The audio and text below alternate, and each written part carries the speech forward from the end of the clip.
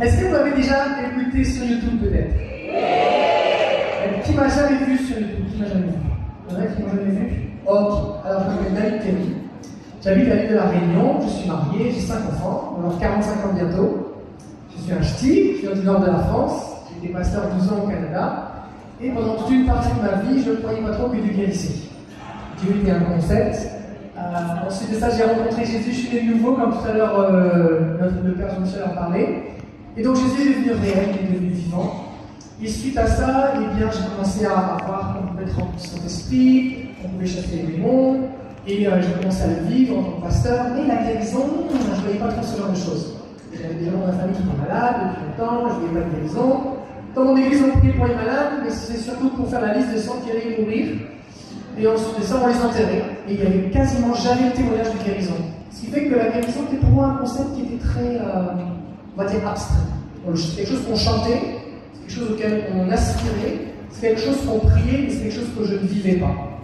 Quand je suis devenu pasteur, je prêchais les évangiles, et dans les évangiles, vous savez, il y a beaucoup de textes de guérison. Si quand même les guérisons, les délivrances des évangiles, il ne reste plus grand-chose. Parce que partout où Jésus allait, il guérissait les malades, il chassait les démons. Et donc moi j'avais tendance à ne pas prêcher ces textes, ou alors à les spiritualiser. C'est-à-dire, bon voilà, le gars était lépreux, mais la lèpre représente le péché, maintenant Dieu guérit plus les lépreux, on se contente d'être pardonné de nos péchés. Le problème que ça fait, lorsqu'on spiritualise les Écritures, c'est qu'en fait on ne rend pas service aux Écritures. Parce que tous les gens qui ont rencontré Jésus, et qui avaient un problème avec leur foi, qui doutaient, Jésus ne leur a pas dit « Reviens quand tu auras plus de foi ». Jésus a pris les gens là où ils étaient, peu importe leur niveau de foi, et avec la foi que eux avaient, ils se sont pris la main et Jésus est intervenu. Et Jésus, ce soir, peu importe ton niveau de foi, il veut t'encourager. Il y en a certains, peut-être, bien vous êtes venus, vous n'avez jamais vu de guérison. Et vous vous dites, c'est une soirée de guérison, est-ce que c'est bizarre? Est-ce que c'est de la publicité mensongère? Est-ce que c'est vraiment pas exagéré? Et là, peut-être même vous êtes choqué, vous êtes scandalisé. Vous vous dites, mais là, comment on peut dire que Dieu guérit encore? Pour qui il se prend celui-là? Il a fait des guérisons? Et qui est-ce qu'on peut forcer la main de Dieu? Il y en a d'autres, vous vous dites, moi j'ai entendu dire que Jésus guérit.